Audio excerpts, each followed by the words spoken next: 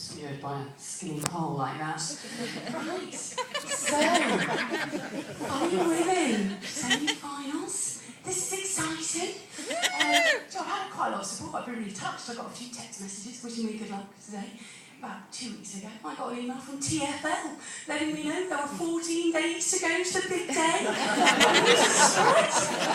This time last week, the BBC had a big banner saying 7 days to the greatest show on earth, setting the bar a little high. And then cycle past Trafalgar Square, Boris has erected a great big clock, counting it down by the very second. Blimey, this is exciting. But Friday night, see how I dressed up, made quite an effort. Well done. You look lovely. What do you less say? But well done anyway, you look like you tried. I said I don't put a huge amount of effort into what I wear. I thought, crikey, if I'm going to be stood up here in front of a lot of people, I should probably put some effort into it. So I did. This is what I came up with. You're right to be disappointed. Imagine what happens when I don't put any effort in. But yeah, I decided on this legwear. Now this is what the fashion industry has nattily termed jeggings. Oh yes, quite fashionable. And I don't really like the fashion industry, don't hold them in very high regard. But for these, I've got to take my hat off to them. Because what they have achieved with one simple letter swap is get about 80% of 25 to 35-year-old women wearing an item of clothing they thought they had left behind when they hit their teens. Because I, age 30, am now strutting around London in leggings. I was loath to ever take them off when I was 8 years old. When I was thinking, these aren't leggings I'll have, you know, they're jeggings. They're an entirely different item of clothing. Oh, I don't know, I'm quite fashionable. Glanced in the mirror on the way out tonight with my boots on. Look, good God, all I needed is a hat with a feather in it and I looked like Dick Whittington. It was quite the look Grazia was trying to get me to go for. And I think the fashion store, bloody hell, we've done well. They're wearing leggings. Let's see what else we can get away with. We did a letter swap, I don't think we'll bother this time. I first came across this a couple of weeks ago and I was going out. It's important to know what your friends are wearing, so I dropped her a text. What are you wearing tonight? Her reply, a play suit. She's 32! As far as I'm aware, once you hit your 30s, you don't need one handy-dandy all-in-one item. I sometimes go so far as to wear 3. I layer all sorts. And I think they thought, hang on a minute, we've got them in play suits, we've got them in leggings. Let's see if we can roll back the fashion ages a little bit further. I was consulting Heat recently, it's quite a good source for fashion advice. They have the superstars out and about doing their daily business. And had a quick look, what are they wearing? There's a double-page spread. And they weren't in jeggings, they weren't in play suits. They are in what the fashion industry has termed a onesie. Oh yes. Now I don't know if any of you are in possession of one of these items. If you are, before you next go outside into the adult world, you should be aware that you are wearing a baby grow. Yes. Put it away, it is not an adult item of clothing. And that wasn't the only thing that caused me to wonder whether to come tonight, because we talked about it's the semi-finals, it's a competition.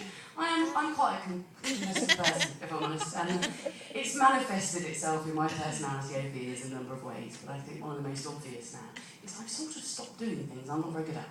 They've just sort of phased out. It's not a conscious decision. I never woke up and thought, I'll stop doing that. Just sort of phased out, and I spend lots of time doing things I'm good at.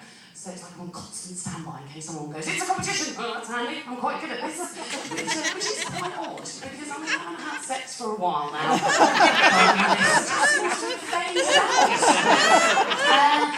As you can probably guess from that, I am single. I don't know, there might be 1 or 2 other single people in the house. Yay! Oh, Christ, I'm going on left for a minute. We're really bad. Obviously, living in London, it's a capital, iconic city, and obviously, no strings attached, no ties. It's fabulous, all the things you can do. This one single lady here probably knows what I'm talking about. And nights tend to oscillate between sort of ice cream fueled nights in crippling loneliness and nights out on dates. Pretending you have a rooted fascination in golf. I don't. No, I don't. But there are some perks. I got taken on a dinner date recently, booked a restaurant, it's very nice. Ordered a bottle of Chateauneuf de Pape, no less. And I feigned interest in his sporting exploits. I laughed at his witticisms. Quite frankly, everything you should do on a date. As far as I was concerned, he was having a bloody good night. And The evening went on and it got to the end of the date, in a slightly awkward moment, when the waiter brought the bill over and he popped it down in the middle of the table.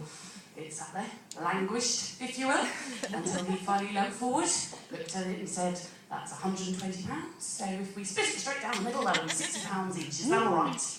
"Well, yes, that's absolutely fine, but you won't be seeing this again." And I think you've probably all heard of a concept of a modern woman. I don't think they mean modern, I think they mean miffed, quite frankly. That's what I was. And I think his greatest error was that I very swiftly implemented a cost-benefit analysis of the evening. Okay, well, it's been £60 for food and wine, service.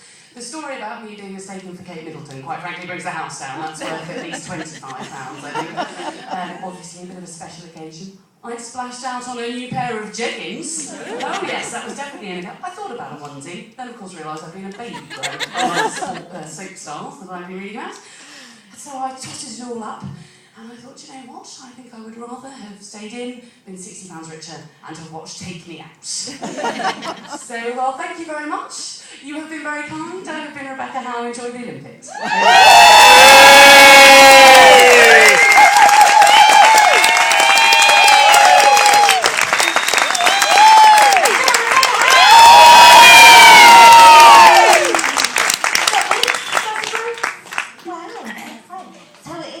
Time. There is an additional excitement this evening. We are having